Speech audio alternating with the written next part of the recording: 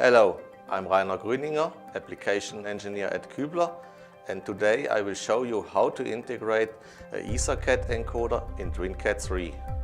To integrate the encoder, we will go through the following steps.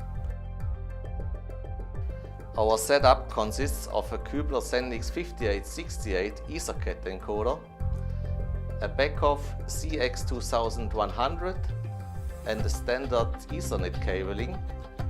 The encoder is connected to the power supply via the middle port. As soon as the encoder is powered, the error LED will blink 2 times. The corresponding port LED will flash when the encoder is connected to the PLC. The run LED will flash in green when the encoder is ready to operate. In operation, the port LED will blink quickly.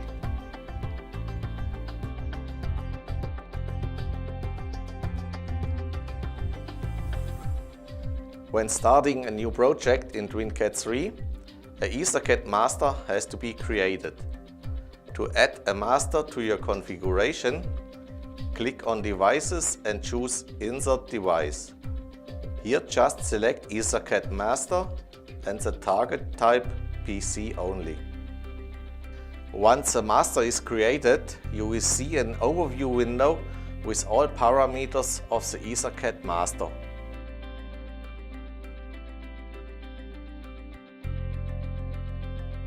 To add a slave device to the configuration, right-click on the master device and choose Insert EtherCAT device.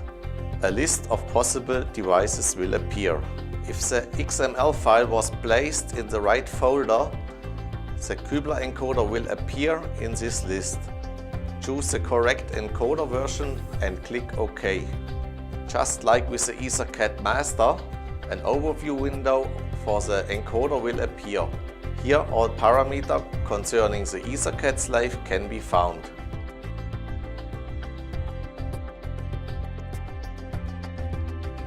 To configure the network, click on the EtherCAT master device. Go to Adapter and click on Search to select the correct LAN port. Make sure you choose the one the encoder is connected to. For this tutorial we used EtherCAT 3, which is directly installed on the PLC.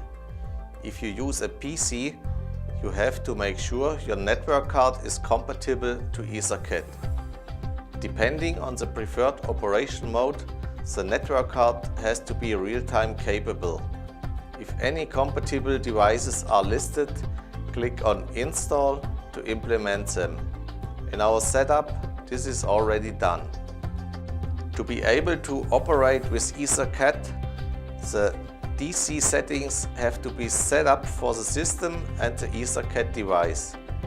In this tutorial, we selected a base time of 500 microseconds. Within this time, a complete communication cycle is executed.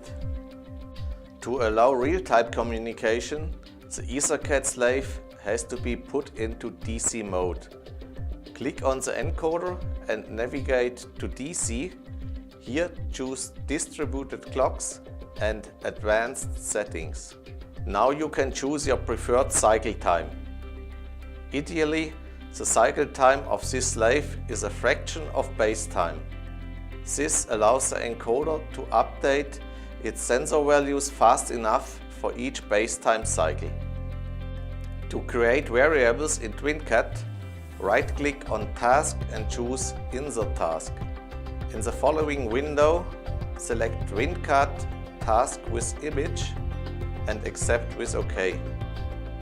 The cycle time for this task can be adjusted, but is always a multiple of the base time. In this tutorial, we choose 2 cycle ticks, which equals a time of 1 millisecond. Now go to Inputs and right-click to select Insert Variable. This variable will represent the encoder position value. So a 4-byte format, double integer, is needed. Now click Link to select the corresponding encoder output. Choose Position Value and click OK.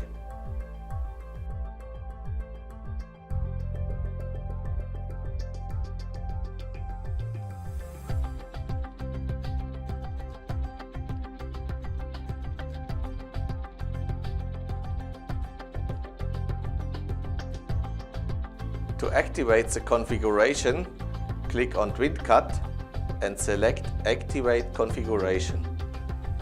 Confirm with OK in the following two windows.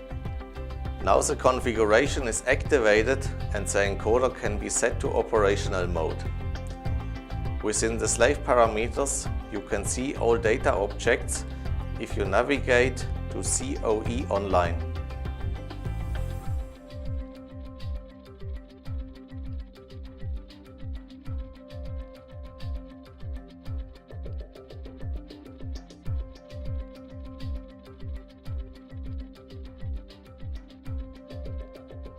If you go to Online, you can initiate the operational mode by clicking Operational.